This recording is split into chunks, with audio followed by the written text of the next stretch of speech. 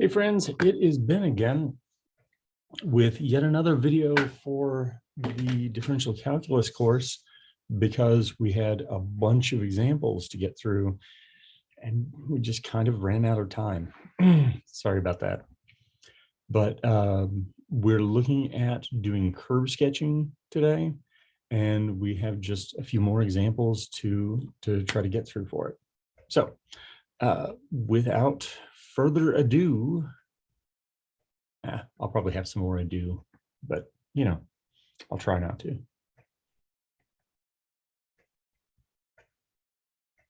All right, so, oh, and this was where we left off. I should go back over and we should be looking at this graph here, okay? So if you'll notice, the important features are we've got a factor that's a polynomial times an exponential, okay? So we're going to hop over to the graph part of it and get a quick picture of it. And then we'll come back and try to label things. So this was the graph we had last.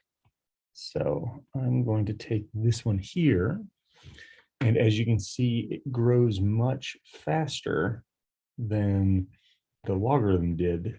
So we're going to shrink the y-axis some and maybe stretch the x-axis. You know, I think maybe that's too much stretching. Okay. And yeah.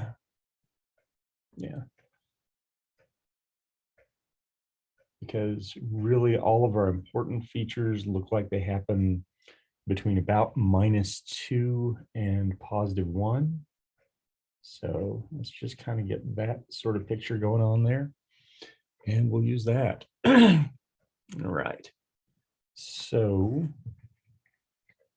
I'm coming over here. Hopefully I remember how to do it this time. Exporting the image, copy to clipboard, and coming back over here where I want to paste it. And I am going to come in here, if I remember how to do this part right, crop, because somebody showed me how to do that in class one day. And thanks again. I think that was Mia who did that. I'm gonna cut down here on the parts that are just blank space and try to make it just about the important pieces. Okay, I think that should do it there. All right, so now just taking a look at this, I've kind of lost one feature of it here with the cropping. If you looked at the original graph that we had, we know that it looks like it has an asymptote going off on the left-hand side. So I'm just going to go ahead and jot that down over here, that there is a horizontal asymptote.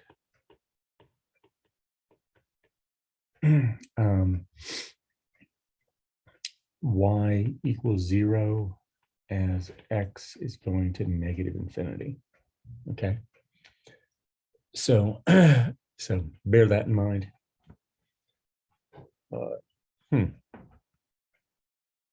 Actually, let me go back to my graph here because it's occurring to me, I wonder if when we go far enough out, does it eventually?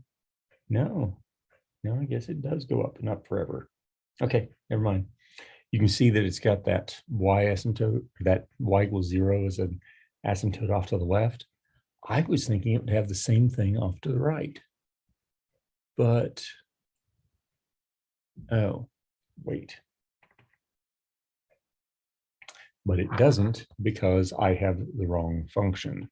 Okay, so you'll get demonstrated here that we all make mistakes. And so I'm going to take that off. Notice here that this has an e to the minus x squared. And I think on the function that I put in here that I did not put that in. So there is a question of whether I can manage to do that. Minus, I gotta just move. I have to, yep, I have to move a little bit to the right. All right, and then I hit enter. Okay. That, as you'll see, very noticeably changes my graph, right? Now the stuff that is off on the left end and the right end, both directions, look like we've got an asymptote happening. There's a lot of other features in it here because we've got to change concavity multiple times. So that may turn into a mess. Goodness. Okay. All right. So let's go ahead here, export the image again, copy to clipboard, jump over, paste it in here, and let's do that cropping thing again, because I think we can do cropping a little bit better using the utility I've got here instead of doing it on the other, instead of doing it on GeoGebra. So yeah, I think that looks a little bit better. Okay, going back to this, we said we could see there was a horizontal asymptote. Y equals 0 as x goes to either plus or minus infinity. Okay, with the thing that I had drawn originally, it was only going to 0 on the left side, not on the right side. So, all right. So then the next sort of thing that we're going to try to do is to figure out these intercepts here. So if you're looking off here on the ends, it looks like they merge into the x-axis, but of course that is just the asymptote. It's not really merging, it's just getting really close. So the points we have to worry about are the x-intercepts there and the y-intercept here. So the y-intercept is easy. For that, you'll plug in x being 0.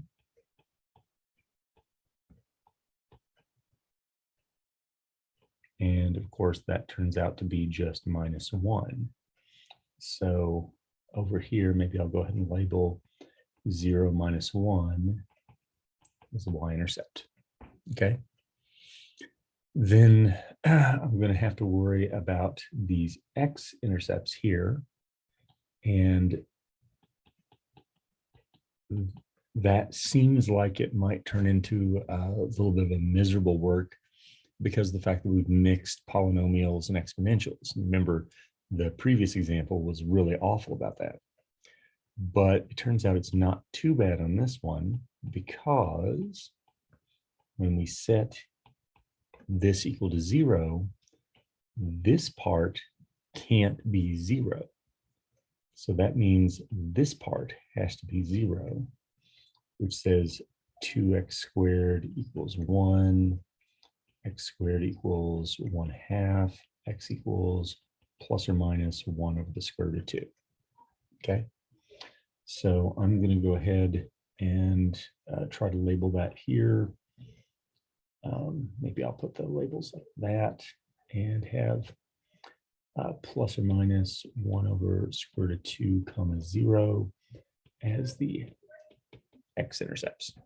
Okay, so far not real bad. The next part is going to involve the calculus though, and we're going to look for maximums and minimums, and that'll be a little bit more of a pain, but it's not too terrible. So all right, I'm going to have to add an extra page to get it to work though, and with regard to that, I'll need to say y equals, I've forgotten it already, 2x squared minus 1 e to the minus x squared. So for y prime, we're going to tackle this using the product rule. So 4x e to the minus x squared plus, okay, so we took the derivative of the first part, left the second part alone. Now we'll leave the first part alone, take the derivative of the second part. Of course, an e to the anything, when you take the derivative, is just that same thing back. But then the chain rule says we need to throw in the derivative of that minus x squared. So we've got that minus 2x. So, of course, you can see that there's an e to the minus x squared as a factor of the whole thing. And we just put stuff together from there. So 4x, and now it's minus 2x times the 2x squared minus 1. So e to the minus x squared minus 4x cubed. And let's see, I had 4x and minus a negative, so 6x. So we're setting that equal to 0. The e to the stuff doesn't equal 0, so we can go ahead and drop that out. And I'm going to take a minus 2x from the whole thing and be left with 2x squared plus 3 equals 0. And then you probably caught that I made a mistake there. I said 2x squared plus 3. It should be 2x squared minus 3. So let me just fix that real quick. So the reason that's important is that you get the x equals 0 really easily, but then you also have to get your 2x squared minus 3 equal to 0. And if it was plus, it couldn't be 0. So when you do that, you'll add 3 and divide by 2 and take a square root. So plus or minus the square root of this 3/2. Okay, so that's going to be those points there that we saw. And you can spot that this local minimum is that same thing that's the y-intercept. But then up here, we're going to have local maxima that are occurring at plus or minus the square root of 3/2, comma, crap. Then I have to plug it back in and find out what it is. Because everything you're dealing with is squares, it's actually convenient to do this, but we ought to go ahead and do it. So when you plug in to this squared here, you'll get rid of the square root. So you'll have 3/2 times 2. So that'll be 3 minus the 1. So we end up with a 2 out front and an e to the minus 3/2. So 2e to the minus 3/2. Okay. All right. So now what remains, it looks like somewhere along here and here, you have to have an inflection point. My eyes are not good enough to spot it. And it's kind of iffy whether or not GeoGebra is going to get it from just putting a point on there. So let's go figure it out. So bearing in mind, excuse me, bearing in mind that this was what we got for our y prime, then we're going to have to figure out a y double prime, and we'll have the same strategy that we're going to use the product rule on it. And so we'll take the derivative of the first thing, leaving the second thing alone. And then plus, now we'll leave the first thing alone, and we'll take the derivative of the second thing, minus 12x squared plus 6. Now, the thing on that will be, well, the thing on that that's kind of interesting to notice is anytime you have an exponential times a polynomial, you get this kind of behavior happening, that as you take more derivatives, your product rule is going to generate something going there, and you keep factoring the exponential out. So like here, we have the e to the minus x squared that'll come out of the whole thing. And then we can say, let's see, 8x to the fourth minus 12x squared. And then putting it together with the other piece, minus another 12x squared and plus 6. And so you got e to the minus x squared, 8x to the fourth minus 24x squared and plus 6. Okay. So we're going to be setting this equal to 0 to find our inflection point. And like before, we know that the e to the minus x squared part can't make it 0. So it's got to be the polynomial part making it 0. So we're going to have to add yet another page here. And we will write down our 8x to the fourth minus 24x squared plus 6 equals 0. I will jump back there to make sure I got it written down right. Okay. Naturally, you can divide a 2 out and make it a little bit less awful.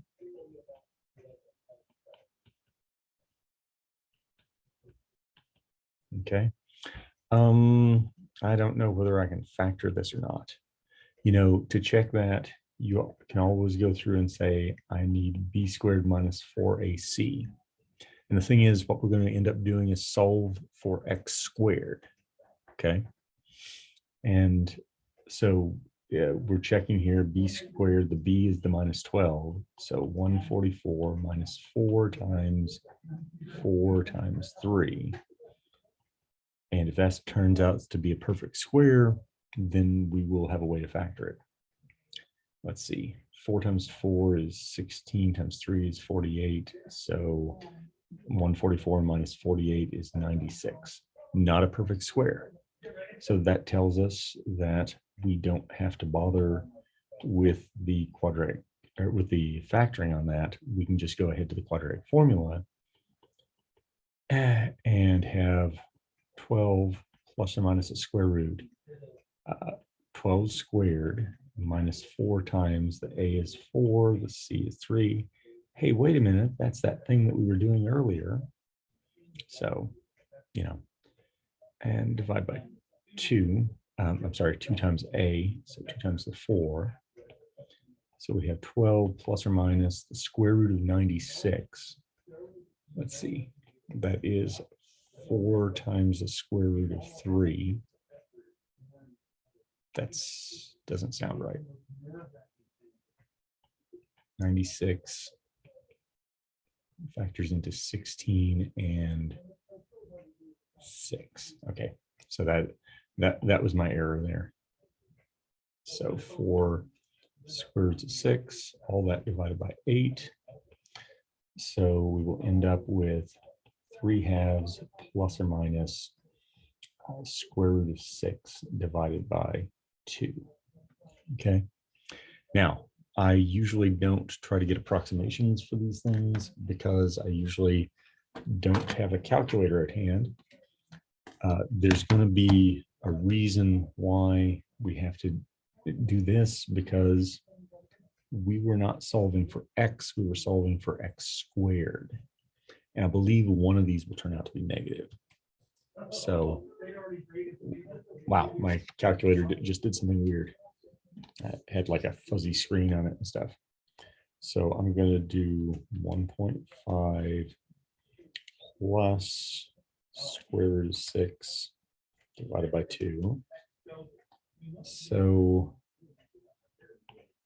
2.725, or if I subtract, positive 0.275. Okay, so both of those are positive. Eek. Okay, so since we've got two positive numbers there, now we can solve and get x equals plus or minus the square root of 3/2 plus the square root of 6 over 2, or x equals plus or minus the square root of 3/2 minus square root of 6 over 2. Yeep. Okay. So we're going back and labeling here. And it is going to be just beyond the pale to try to actually do the exact numbers. So the things that I referred to here ish are going to be the inflection points, and this one is going to be that x is plus or minus the square root of 3/2 minus the square root of 6 over 2. I don't remember if that's right or not. Okay, but I'm going to put arrows going like that, and then I'm going to say inflection points x equals plus or minus the square root of 3/2 plus the square root of 6 over 2. Jumping back here, make sure, yeah, square root of 6 over 2. And those must be about here. And so I'm drawing arrows to try to connect those as well. And then we've got it. That took a while, right? So anyway, let's go tackle another one. So this one has us sketching another graph. This time it's something that is a rational function, polynomial divided by a polynomial. So I suspect that's going to make things a little bit easier. So taking a look here, you'll see that you have something in the denominator that can be equal to 0. So we are going to see vertical asymptotes.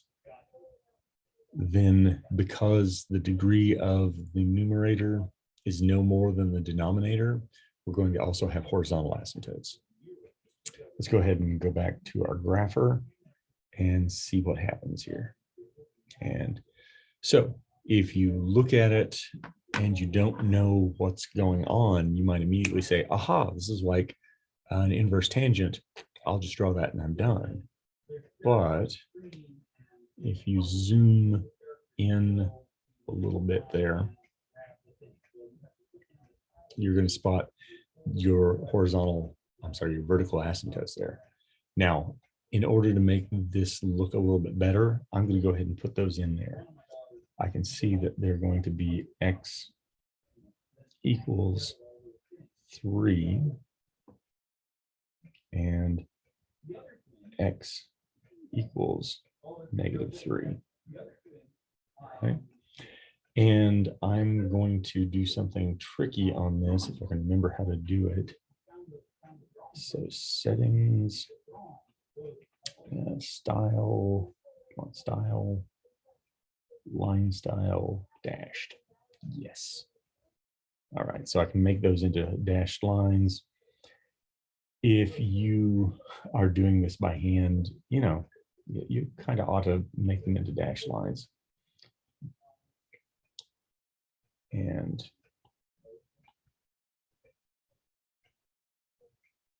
But if you're doing it on the computer and you don't know how to do all this fancy portion of it, it's okay to not worry about it, right?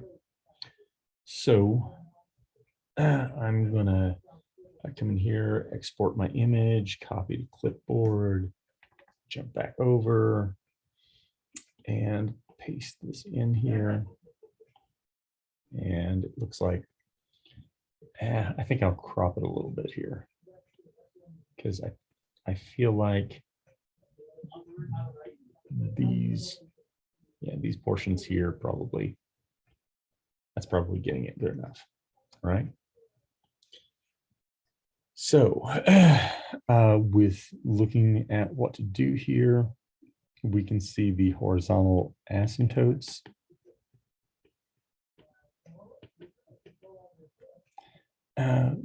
By taking the limit as x goes to either plus or minus infinity, x over x squared minus 9 equals 0. So y equals 0 is going to be your horizontal asymptote, okay? And your vertical asymptotes are going to come from having the x squared minus 9 equal to 0, because that's going to be a division by 0 error, okay? And so that those two pieces of it we can get really quickly there, and there's not a lot to do with. The only thing remaining is going to end up being the one intercept you have there. Because notice, because of asymptotes, this never actually comes down and touches. It's just approaching. So we are going to do our x intercept slash y intercept at 0, 0. Because when you plug in x equals 0, you get y equals 0. Boom, done. So some of these are actually easy. All right, then let's try this number 6 here. Now, again, it's something that has just a rational function going on, so hopefully not too bad. Let's jump over to our graphing utility, and we will turn off those asymptotes that we had earlier. And it looks like we've got some more asymptotes. Just eyeballing it there, it looks like I've got an asymptote at x equals 8. And if you look over there in the actual equation, we're dividing by x minus 8. So that makes sense. There's also one at x equals 0. So what I'm going to do is to come back in to one of the asymptotes that I had previously and just change it to be what I want. Come on. So 8, enter. And we'll turn it back on. Close. All right. And I feel like that should do it there, right?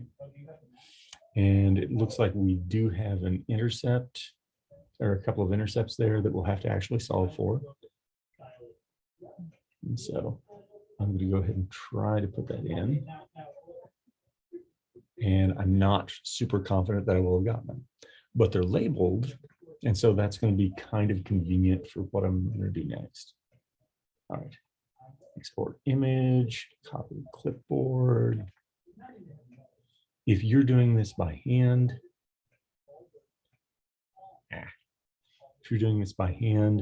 you can just make a sketch.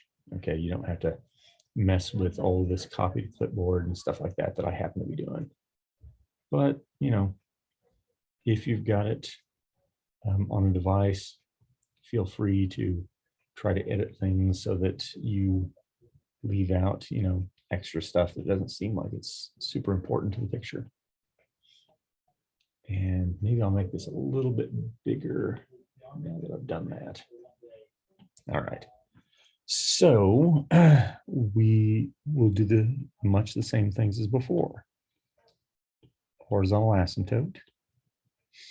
And we take a limit as x goes to either plus or minus infinity of the 5 over x minus 1 over x minus 8 squared. We end up with 0. And so we've got y equals 0 as our horizontal asymptote. Your vertical asymptotes, and I can't spell today, asymptotes, okay, good enough, are going to come from having x equal to 0 and having x equal to 8. Now, in a super duper technical sense, some textbooks would not refer to this as an asymptote. They would want to say this is an asymptote, but this is a vertical discontinuity. Whatever, you know, it acts like an asymptote because you got something going off to infinity. So, all right, then I said we also will need to worry about those intercepts, right? You don't have a y-intercept because when you said x equal to 0, it's, you know, it's an asymptote. So we're going to worry about the x intercepts. And for that, we've got to set the y equal to 0 and solve. So we've got 5 over x minus 1 over x minus 8 squared equals 0.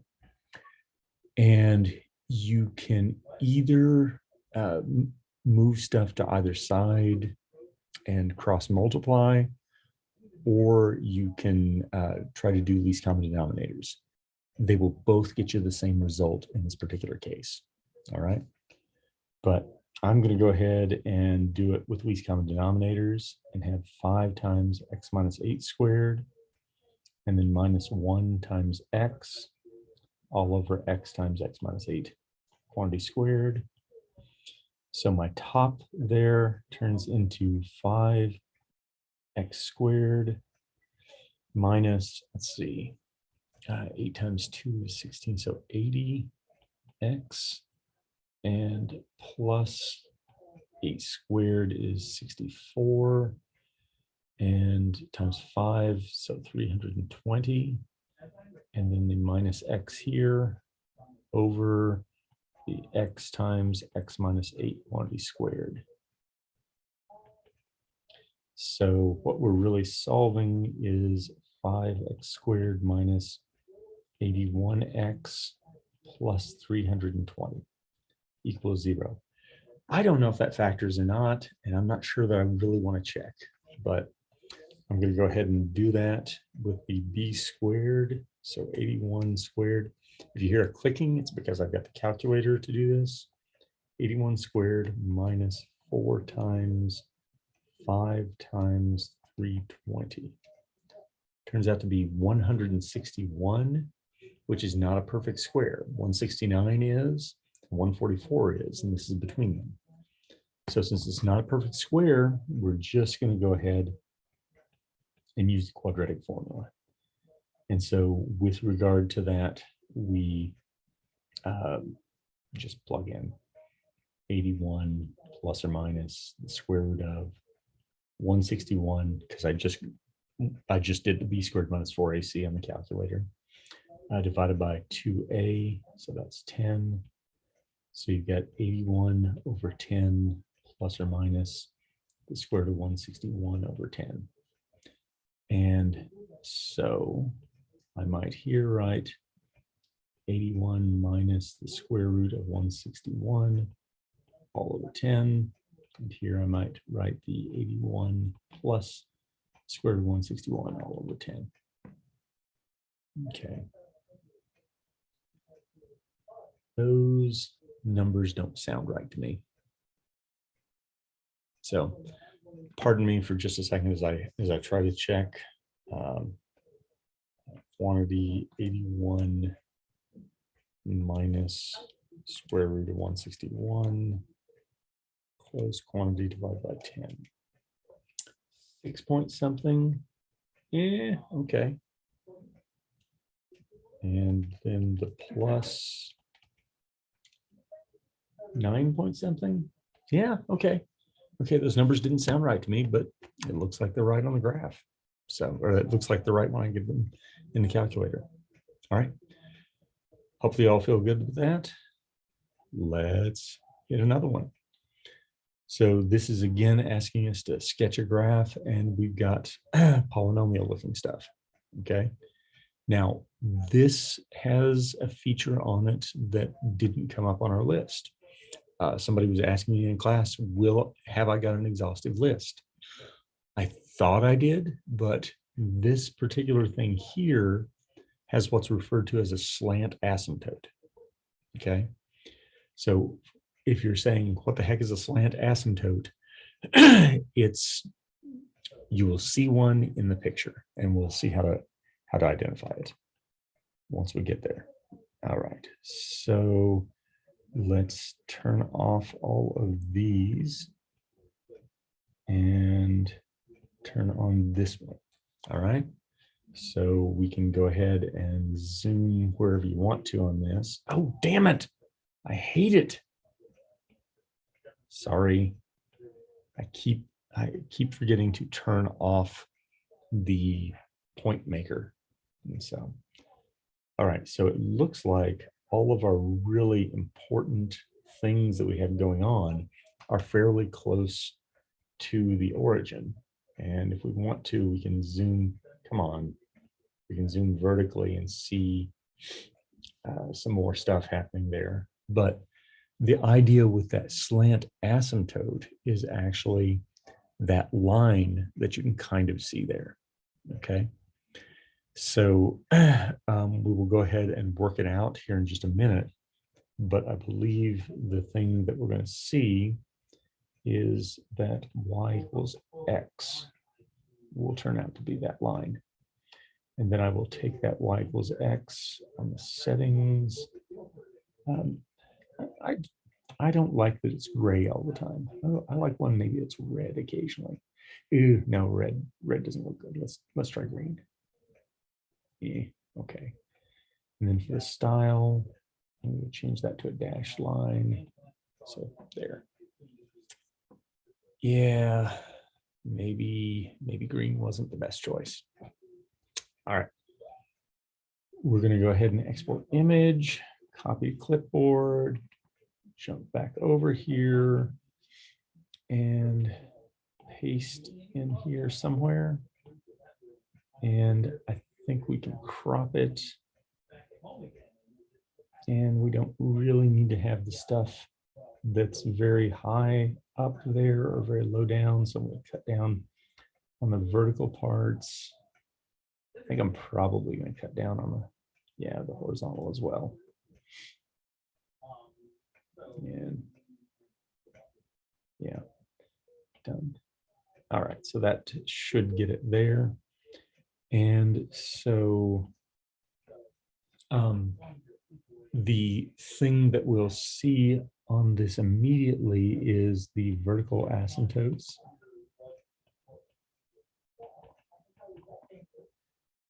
And that, of course, is coming from just setting the x equal to 0 because it's a denominator, right?